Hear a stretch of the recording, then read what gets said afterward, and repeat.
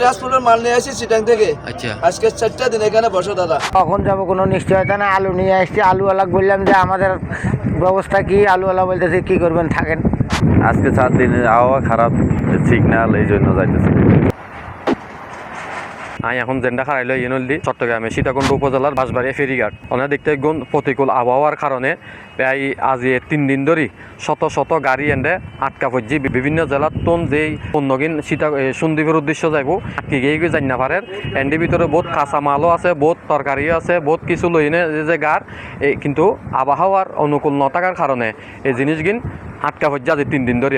না আমরা খুব কষ্ট পাইতেছি, অনেক কষ্ট পাইতেছি দাদা। কখন থেকে আটকা পড়ছেন? আমি আজকে 4 দিন দাদা ট্রান্সপোর্টের মাল নিয়ে আসি চিটাং থেকে। আচ্ছা, আজকে 4টা দিন এখানে বসো দাদা। কানার কষ্ট, সবের কষ্ট স্যার দাদা। আরে 3 দিন আগে তো সিঙ্গেল হয় নাই। এক টিম আসে, ওনার ইচ্ছে মতো গাড়ি লইয়া ফেরি নিয়ে আসে, ওনার ইচ্ছে মতো যায়। আমরা সবাই ভোগান্তি। ঠাকুরগাঁ থেকে এখানে আসছি গত পরশু দিন রাত্রে 3টার দিকে। আসে এই সিরিয়ালে দাঁড়ায় আছি, দেখতেছি আবহাওয়া খারাপ, বৃষ্টি হইতেছে, আকাশের পানি সাগরের পানি উতাল পাতাল করে লড়তেছে। জিজ্ঞেস করলাম, কয় ঘাট ভাঙে গেছে, ফেরি 3 নম্বর সংকেত শেষ হইলে তারপরে আমাদেরকে নিয়ে যাবে। এই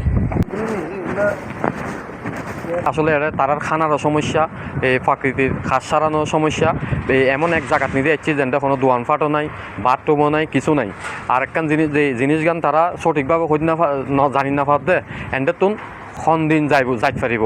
খাওয়ার দোকানপাট নাই, বাথরুম নাই, গোসল করার জায়গা নাই, সমস্যার মধ্যে পড়ে রয়েছি। ঠান্ডা, এখানে আমরা সবাই কষ্ট করতেছি। সন্দীপ প্রতিনিধিও জানাই সেই একই কথা। এন্ডে যেই অবস্থা চলে ঠিক সন্দীপ প্রতিনিধি ফেরিঘাট নিধি ঠিক একই অবস্থা বিরাজ করে।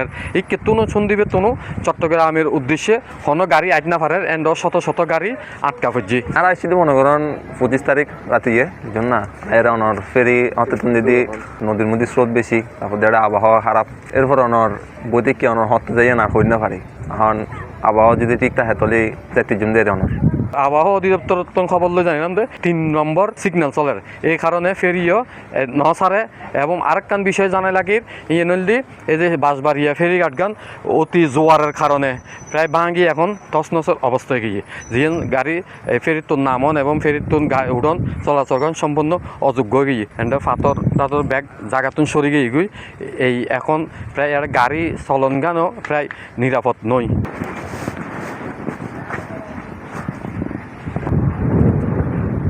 যদি সিগন্যাল খারি যা আবহাওয়ার অনুকূল আইলি তখন ফেরি ছাড়িব এবং ফেরি আইব আইলি তারপরে সন্দীপের নিধি যে গাড়ি কিনে আটকা পড়ছি এই কিনও চট্টগ্রামের উদ্দেশ্য ছাড়ি আইব এবং এই বাঁশবাড়ি এলাকার নিধি ফেরির যে গাড়ি কিনে আটকা পড়ছি রাস্তাত এই কিনও সন্দীপের উদ্দেশ্যে ছাড়ি যাইব।